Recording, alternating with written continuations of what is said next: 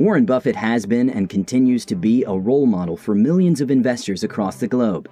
His rich investment history goes back to when he was just 11 years old, when he bought his first stock. His impressive story has been used in hundreds of speeches globally, with every investor, beginner or pro, being asked to emulate him. However, who is Warren Buffett? In this video, we're going to look into the life of the man known as the Oracle of Omaha, highlighting the investments and decisions he made to become one of the richest and most respected businessmen in the world. Warren Edward Buffett was born in 1930 to Howard and Layla Buffett in Omaha, Nebraska. As a child, Warren demonstrated a keen interest in financial and business matters and was described as a mathematical prodigy who could add large columns of numbers in his head, a gift that would serve him well in the future. Legend has it that he allegedly told his friend that if he wasn't a millionaire by the time he was 30, he would jump off the tallest building in Omaha. If you're glad he didn't follow through, leave a like. If you wish he had jumped, leave a dislike. So, when Warren was 11 years old, he made his first investment. He bought 3 shares of Citi Service Preferred at $38 a share. The stock soon rose to $40 and he sold it, making him a small profit, a decision he would later regret when the stock rose to $200 a share. He later cited this experience as an early lesson in patience and investing. At 13 years old, Warren worked as a paperboy. He would wake up at 4:30 in the morning to deliver copies of the Washington Post. He also sold magazine subscriptions and calendars to his newspaper subscribers on the side. By 15, Warren had made $2,000 delivering papers. This is about $26,000 in today's money. He invested $1,200 of that into a 40-acre farm where he had a profit-sharing agreement with a Nebraska farmer. As a sophomore in high school, 17-year-old Buffett partnered with a friend to purchase a used pinball machine for $25, which they placed in the local barbershop. Within months, they owned several machines in different barbershops across Omaha, bringing in about $25 a week. The business was later sold for $1,200 to a war veteran. Warren graduated from the University of Nebraska with a Bachelor of Science degree and soon applied to Harvard Business School. Unfortunately, Warren was rejected, but this didn't deter him in the slightest, and so he enrolled at Columbia Business School instead, upon learning that Benjamin Graham taught there. He graduated with a Master of Science in Economics in 1951. In 1952, Warren returned to Omaha and worked as a stockbroker, while taking a Dale Carnegie public speaking course. Using what he learned, he began teaching night classes at the University of Nebraska, but in 1954, he moved his family to New York, where he worked for his mentor, Benjamin Graham. So far, we can see that Warren wasn't afraid to take up different jobs to achieve his long-term goal of going to business school. He bravely took on diverse business opportunities in order to make money, and to invest it wisely later on.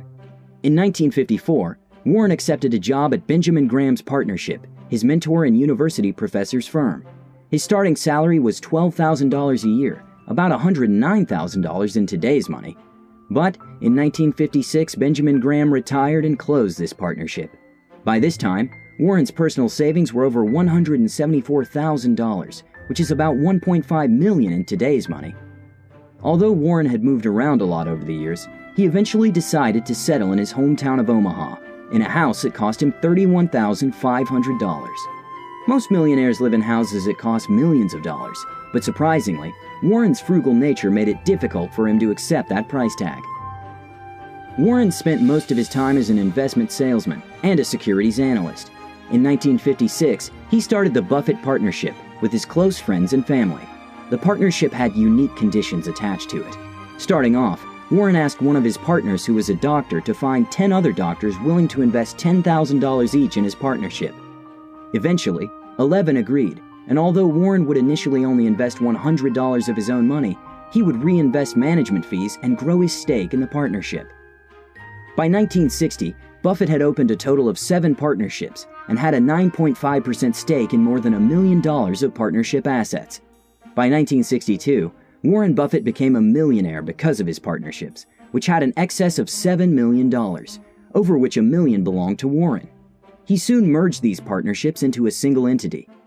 In 1962, Warren Buffett made what he called his worst ever acquisition, the now famous Berkshire Hathaway. The New England textile company, originally started in the 1830s, had seen better days, but Warren Buffett saw an opportunity to make money. He believed that the root cause of the company's woes was its poor management style. So, he began to aggressively buy shares after a dispute with its management convinced him that the company needed a change in leadership.